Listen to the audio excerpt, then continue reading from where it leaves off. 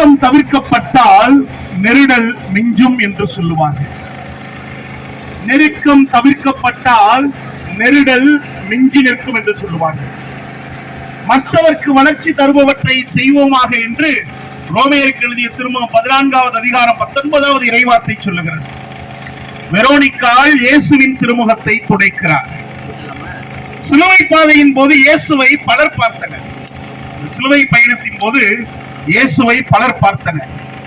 சிலர் பரிகாசமாய் பார்த்தனர், சிலர் பரிதாபத்தோடு பார்த்தனர், சிலர் கண்டுகொள்ளவே இல்லை. ஆனால் பாசத்தோடும் பரிதாபத்தோடும் பார்த்து நெருங்கி வந்து உதவிய ஒரு சிலரில் வெரோனிக்காள் என்ற வீர பெண்மணியும் ஒருவர்.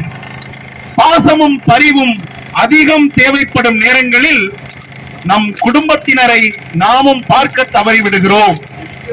சற்று நெருங்கி நேரம் செலவிட மறந்து விடுகிறோம்.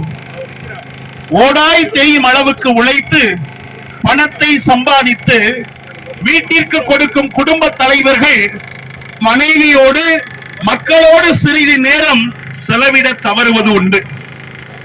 எங்கே நேரம் இருக்கிறது?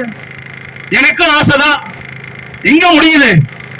யாருக்காக இந்த ஓட்டமும் அலைச்சலும் என 1000 சாக்குகளை கூறினாலும் அவையெல்லாம் காரணங்கள் ஆகாது. எனவே நாம் சிந்திக்க வேண்டும்.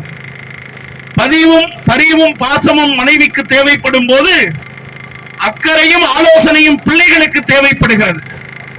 பணம் மட்டுமே அதை ஒருபோதும் தர முடியாது. நமது நெருக்கம்தான் அதை தர முடியும். எனவேதான் பல நேரங்களில் நமது குடும்பங்களில் ஏற்படக்கூடிய பிரச்சனைகளுக்கு என்னிடத்தில் வரும்போதெல்லாம் நான் சொல்வது அதுதான்.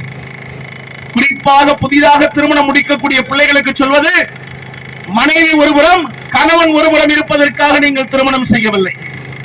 ஒருவருக்கு கொடுக்கக்கூடிய நெருக்கம் தான் அந்த குடும்பத்தினுடைய அன்பை ஆழத்தை அதிகப்படுத்துகிறது. அன்பார்ந்தவர்கள், உழைத்து உழைத்து ஓடாய் தேய்ந்து நான் காசு பணத்தை சேகரிக்கிறேன் என்று சொல்வதை விட, என் பிள்ளைக்காக, என் மனைவிக்காக, என் குடும்பத்திற்காக எவ்வளவு நேரத்தை செலவு செய்கிறேன் என்று சிந்தித்து பாருங்கள். பல நேரங்களில் என்னுடைய சுய லாபத்துக்காக, சுய இன்பத்திற்காக நான் மட்டும் மகிழ்ச்சி அடைந்தால் போதும் என்று பல மணி நேரம் வெளியில் சுற்றி திரிந்து வரக்கூடிய கணவனும் மனைவியும் ஒருபோதும் அந்த குடும்பத்தில் நெருக்கத்தை ஏற்படுத்த முடியாது. நெருடலையும் பல்வேறு விதமான பிளவுகளை மட்டும் தான் ஏற்படுத்த முடியும். வீட்டு வேலைகளில் மும்முரமாய் இருக்கும் குடும்ப தலைவிகள் வீட்டு அங்கத்தினர்களுடன் அன்பாய் உறவாட தவறுவதும் உண்டு.